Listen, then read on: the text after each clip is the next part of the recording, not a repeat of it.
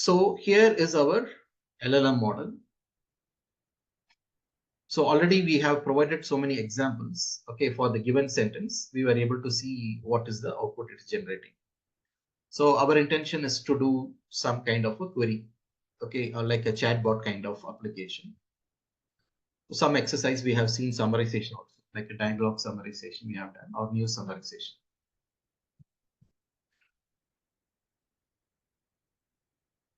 So why RAG? If we ask this question, why RAG? I already discussed about this point very briefly in the previous session. Hope you remember. There are two ways you are going to influence the model performance, or you are going to influence the model in a two-way. Okay.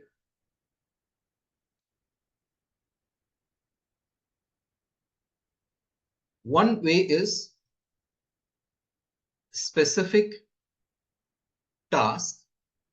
Okay, on the specific task, you can influence the model, and also you can influence the model on the specific data, isn't it? So your RAG component of the RAG, if I ask you to do the match the following as a quiz or the interview, how do you match the RAG with respect to specific task or specific data? In context learning. On the other side, I have this side. Okay, I'm just giving a match the following. One is RAG, another one is in context learning or few short inference. On the right hand side, I have these two things. Okay, you are influencing the model based on the specific task. You are influencing the model based on the specific data. You have to do the match the following. How do you match this? In context learning, it's going to influence this. RAG is going to influence this. You got it? RAG does not have nothing to do with, okay, task specific. It's nothing to do with the task specific. Data specific. You are going to modify the performance or influence the model performance with a data specific. So why it is important for us to modify a model behavior based on the data specific? Because of course that means, what is implicit meaning here?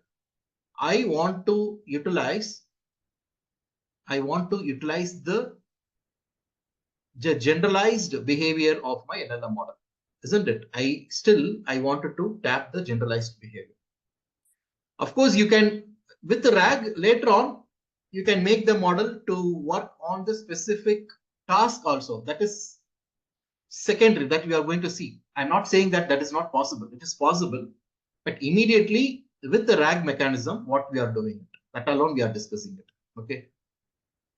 So using RAG, we are going to influence the model, okay, to work or behave on a specific type of data set. So the natural question will come, already LLM model or any generative AI models have already been taught with lot of databases. Okay, Wikipedia database. So Reddit database. As I told you, when you talk about 4Omni, okay, predominantly 80 to 90% of the data set is coming from the text. Hardly 10 to 20% of the data sets comes from GitHub repository or Stacks Overflow, GitHub or Stack Overflow. Coding related question also you can ask, but it won't be precise. So better coding related questions, you need to go to the data analyst or Codex or anything specific to it. So they have already trained with very vast amount of databases. Then why RAG? How do you justify this? How do you look at this? Then why I need to influence the model behavior or model performance based on RAG based. Why I should do the RAG based LLM? If after all any generative model is being trained with a vast amount of diverse databases, okay, you have a very diverse databases, which includes question answering, which includes a summary based, a translation task. So it's a diverse application and also the diverse databases we have provided. So how do you justify YRAG on top of it? It requires some special context also based on the data than what we have. Because the context will slightly vary. Because I have a specialized case, my database will have different data. Although it is very content rich, maybe we'll have to influence the self-attention a little bit more. It has to be even better to get it will still give me a good result, but I want top little better, more context connected towards what I'm expecting. Yeah, so very good. That will more context. More contextual. That means my superset at the end of the day, your output side vocabulary is very rich, isn't it? Your output side vocabulary search space is very rich. As you are very specifically, when you provide more and more context, okay, it is going to take a subset of the large space of the output vocabulary. So you're forcing the model generation process in a particular direction. Okay, to this particular scenario you need to work on. Somehow your results won't be very generic, okay, because all these databases are very generic, but your databases, whatever you are going to connect with the RAG, it's on a specific domain or maybe a specific a type of vocabularies, all those things. It is going to influence the model performance to that particular context. So that is one aspect. Is there any other aspect? Or in another way, let me ask you, what is the limitation of these already trained databases? What is the limitation of already trained databases? Yes, too much outdated data. Very good. So the other aspect is, if you look at ChatGPT 4 as trained up to December 2023, ChatGPT 4, and 4 Omni, maybe they have included 2024 up to March, April data. So if you need, okay, up-to-date information. So there are two goals. One is very contextual according to my domain, whichever the domain I'm working with, finance domain or a medical domain, very specifically. Maybe because the generations have been already taught with respect to all the domains, but very specific to the finance domain you need to generate, or very specific to the medical domain you need to generate. So you are forcing the model behavior or the response in that direction. So one is the context. Another one, you are providing up-to-date information.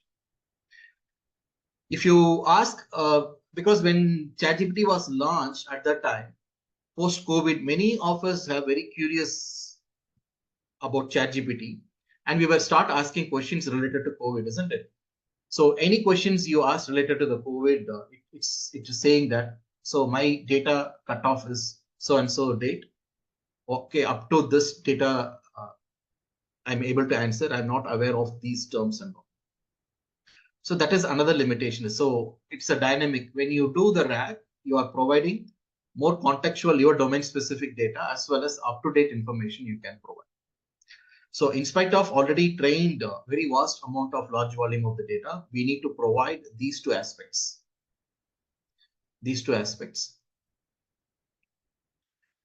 Okay, the next question comes. After all, it is a context only, right? After all, it is a context. Why don't you provide that context as part of your query? Simply let me copy paste. Okay, this is my query box, right? This is how you are interacting with the ChatGPT. Let me copy paste whichever the document. Let me copy paste here and let me ask the query.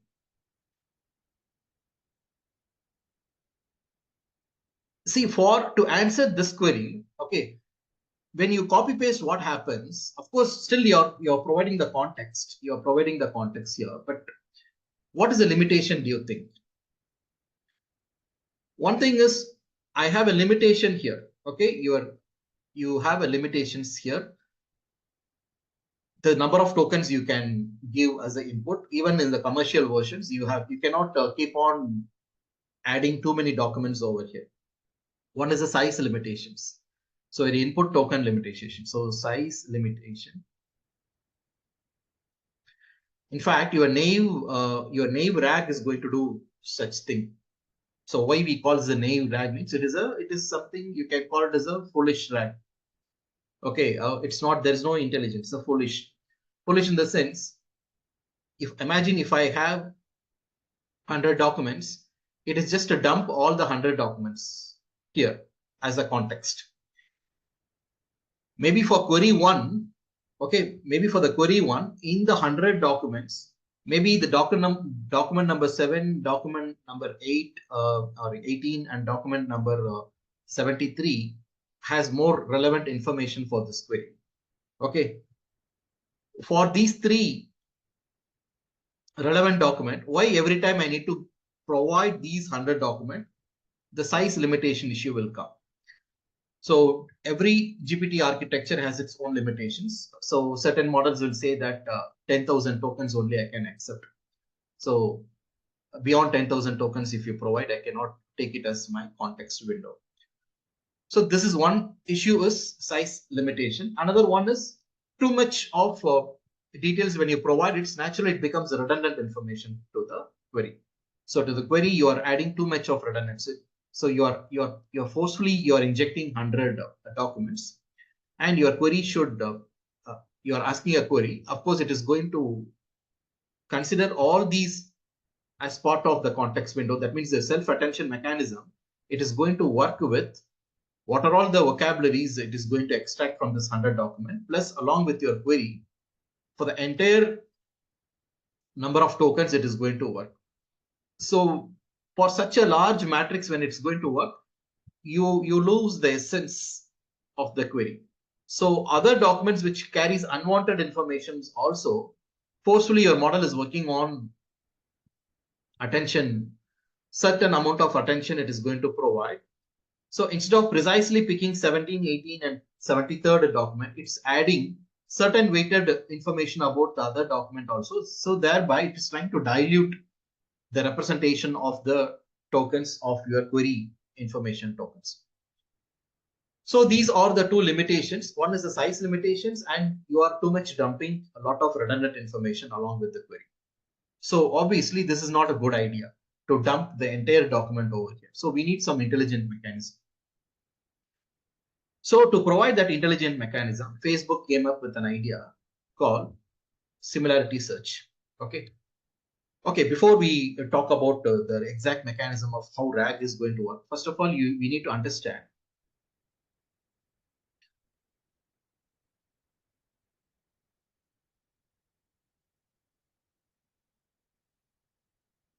in RAG, we are going to provide our private document. Okay, our own private documents. So not necessarily you should provide the private document, even open document also you can provide. Maybe assume that the pre-trained model, the cutoff date was December 2023, but you wanted to provide up-to-date information to that context. Okay, you can interface the documents which is up-to-date open databases from the Wikipedia or any open resources. You can provide the interface. I'll show you how you can do that. Okay, through Hugging Face platform, you can do that.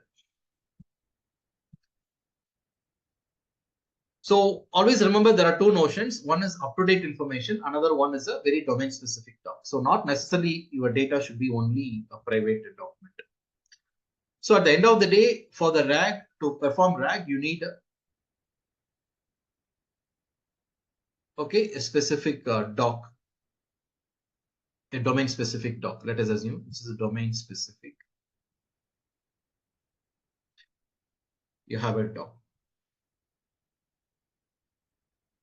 So query, almost I have given how RAG is working. this document is going to play a role in the input side. So this is the first question people used to ask, whether these tokens are going to influence at the input side or your output vocabulary side. So that is a natural question will come into picture. Whether these tokens are going to influence the output side vocabulary or in the input side vocabulary. What would be your answer?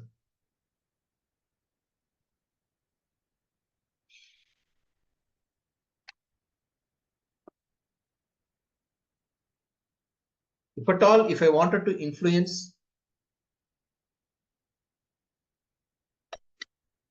my output side vocabulary, okay, you have to train the model with your own example datasets. With your own example dataset for your application. Say, for example, if you are doing a chatbot application, Q&A, this is the X, this is Y, X, Y, X, Y. For this input, this is the output. For this question, this is the answer. Your own specific data, this data is not like this kind of data. This is simply a document, any PDF file or any doc file. Okay, it can be of any varieties. And we have very sophisticated packages, particularly in the Llama index. Okay, in the Llama index, it irrespective of different variety of you kept your data in a different formats. It has the ability to read, and it is going to break down into smaller chunks. Okay, so when I explain the process, I will give more insight to it. For timing, please understand. Don't confuse between your training data set and the data set I'm talking here about it. So here, when you train the model, okay, when you train the model in the sense you are going to adjust the model parameters. And what is the advantage of training the model over RAG? See, first I'm just trying to give a very higher level context to the RAG. Okay, then we'll naturally navigate into the detailed mechanism, working mechanism. Okay, the detailed working mechanism is very simple. Once you understand the bigger picture, getting into the actual working process is naturally get unfolded. It's not a big deal. You should be able to understand the bigger picture first. One side is you can train the model with your own examples. Example means for this question, this is the answer. For this question, this is an answer. Here also you can provide very up-to-date information, isn't it? Up-to-date information or your own domain-specific question answer. Still, your model will be learning those behavior very well, right? If you provide certain room to these model, hey, this is my domain-specific question, this is the domain-specific answer. That way, when you train this, your model parameter itself you are going to influence. What is the scope of training the model with your own set of examples? For this X, this is the Y. For this X, this is the Y. Here, your data, it is not a training data. Your domain related documents, it's a merely documents. You are not doing any special preparation like input output pair. If you want to do the summarization, in your input, you should have a large number of tokens. Say, for example, 2000 tokens as the input, output maybe 100 tokens. It's a summarize of this. So every input you have to produce very large size and your output less than 100 tokens for the summarization task. For the explanation task, you just make it ulta. The input side is merely less than 100 tokens. Output side, you need a very detailed explanation for each topic. You make it ulta. So that kind of input and output preparation you do, that is also your domain specific training data set. But here it is your domain specific, simply a document. There's no special preparation you do it. Simply as a Word document or a PDF file or any file format. Can you share your thoughts on this? How do you look at this? When I prepare the data like this and you train a large language model, what is the scope? And here you are going to perform RAG based on your domain specific doc. How do you look at these two processes? What will happen? Sir, the model will still use the intelligence as what it has already trained in terms of RAG. It will have that intelligence, and it will just get fortified with more data. That's all. Probably can just take in more context alone. But here we are adding the intelligence itself in terms of training. I'm not sure if I'm using the right word. We are basically, in terms of training, we are adding to the intelligence as well along with the data. Here, we are saying you keep your intelligence, I'll give you more data. Yeah, I agreed. In a bigger sense, yeah, I agree. Can you try to make it a little specific? Yeah, but I'm just looking for the right word. I'm not able to articulate it properly. Yeah. Bigger picture, it makes sense. Whatever you are telling is a makes sense, but can we be very specific? My weights remain the same. Yeah. In the RAG process, we are not going to alter anything. Okay, we are not going to touch the model parameter. Okay. The output part is not touched. Only the input is getting. Yeah. You are querying along with more informations, isn't it? See, yes. in our professional version of the ChatGPT also, okay, the moment you attach a document and still you can ask a query, isn't it? You can attach a document, maybe a PDF file, and still you can ask a query. But this is not a full-fledged RAG process because your document will be used, the attached document will be used as an additional context. Instead of copy pasting the entire 5 pages in the PDF file or entire 10 pages in the PDF file, you are attaching in the form of a document. And then on top of it, you are asking a query. Okay, it is a very preliminary step towards the RAG process, the full-fledged RAG process. Okay, but that itself, it's not a RAG process. Okay, so it is just you are doing the query with more details. That's all. Nowhere you are attaching the model parameters. But here you are influencing the model parameters with a specific X and Y. What is the additional scope here I'm getting it?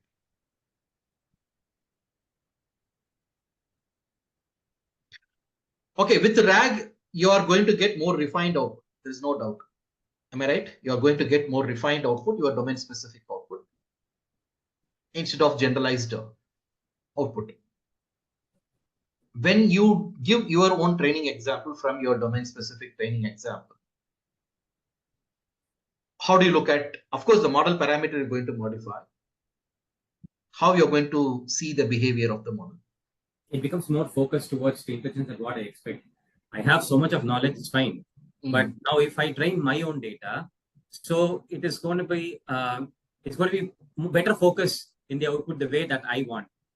Naturally, the intelligence itself, I'm changing it. I'm attuning the model to the intelligence that what I expect. Okay. Yeah, I agreed. Okay, let me reframe this and try to see whether you are able to connect to it. Okay. So the model will lose the generalizing capability, sir, or generalization ability. Correct. Yeah, we'll summarize this. So, see, there are two things.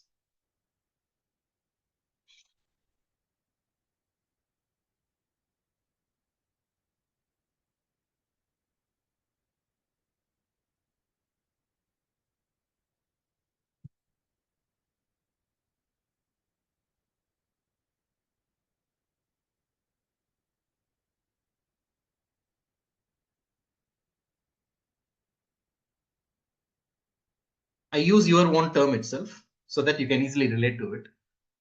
With RAG, general intelligence, okay,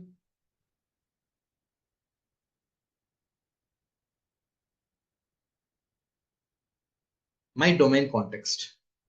Okay. When I do PEFT LoRa technique, that means we are going to tune the model parameters. Okay. Specific task. It's not a general intelligence. My domain context, still my domain context. Naturally, because your domain related X and Y only you are providing. Naturally, inherently, the domain context will be there. So the domain context is a byproduct. It's the inherent. So inherently, domain context is retained. So domain context will be there. It is moving from the general intelligence to the specific task it will do. Okay. On the other side, LLM just only query. Okay, there is no RAG. Okay, no RAG or no tuning. Hereafter, I'll be using the word tuning very precisely. Please, whenever sometimes people refer tuning for even in context learning, also they use the word tuning. You have to very carefully hereafter use the word tuning only if the model parameters are adjusted. Otherwise, don't use the word tuning. Fine tuning. Whenever I say fine tuning, your model parameters are going to get adjusted. Okay. So your few shot inference is not the tuning process, but people are taking liberty to use the word tuning, but you have to be very precise in that. So no RAG or no tuning. Here, general intelligence, okay, with general data. You got it? That's the difference. A standalone LLM model, you are moving to the RAG, and then we are moving to the fine tuning. What characteristic of the model is changing? If you understand this big picture, you can understand the process very easily. You can easily connect to the process. So nobody wants general intelligence with the general data, isn't it? So some application demands general intelligence with your domain specific. Certain application demands a special only chatbot. I wanted to use it only for the chatbot. In between, I don't want to have any other summarization or something else. I want to use only for the chatbot use case. Then, of course, you can do fine tuning with your own example X and Y. Okay. Moving forward, even you can have a super duper model. Okay. What the client from the client's expectation, what the client expectation is. Okay, the client would ask you to do both.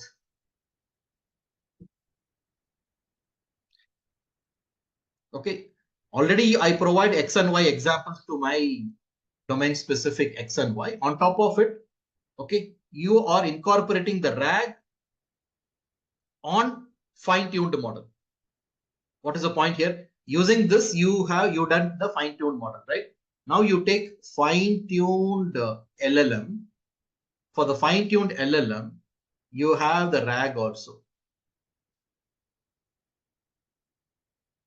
Okay, this is what mostly the client would expect. Even the fine-tuned model, even without RAG mechanism, it will do a good job. With the RAG, it is going to be very precise. Your model is going to work very precise. So to comprehend that, you have to understand these individuals. First of all, you need to get a concrete idea of how these individual processes going on. Then only you are able to concrete this. For time being, let me remove this idea. Okay, don't mix this. Now it is too early to bring this thought process here. Okay, first you just have a focus only on this. So what is a default model performance with the RAG, with the fine tuning, what happens? Okay, so now we'll go into the detail of the RAG mechanism.